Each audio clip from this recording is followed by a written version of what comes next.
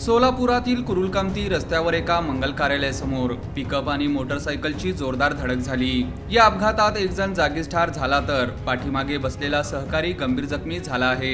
हा अपघात सोमवारी सायंकाळी 7:30 वाजण्याच्या सुमारास घडला। या अपघातात चेतन तानाजी पवार वय 27 असे मरण पावलेल्या दुचाकीस्वाराचे नाव आहे, तर अमोल कुमार भोसले वय 33 दोघेही राहणार कामती बुद्रुक तालुका मोहोळ असे जखमी तरुणाचे नाव आहे। कामतीचे सहाय्यक पोलीस निरीक्षक हे घटनास्थळी दाखल झाले।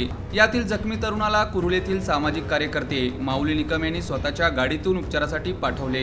याबाबत माहिती अशी की आवडी येथील पिकअप वाहन हे भाजीपाला घेऊन सोलापूरकडे निघाले होते, तर कामतीवरून मयत चेतन तानाजी पवार वय 27 आणि जखमी अमोल कुमार भोसले वय 33 हे मोटरसायकलवरून कुरुलकडे निघाले होते।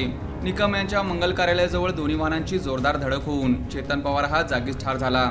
धडक एवढी जोरात होती की चेतन यांचा मेंदू आणि चेहऱ्याचा चेंदामेंदा झाला होता, तर अमोल भोसले हे गंभीर जखमी झाले आहेत।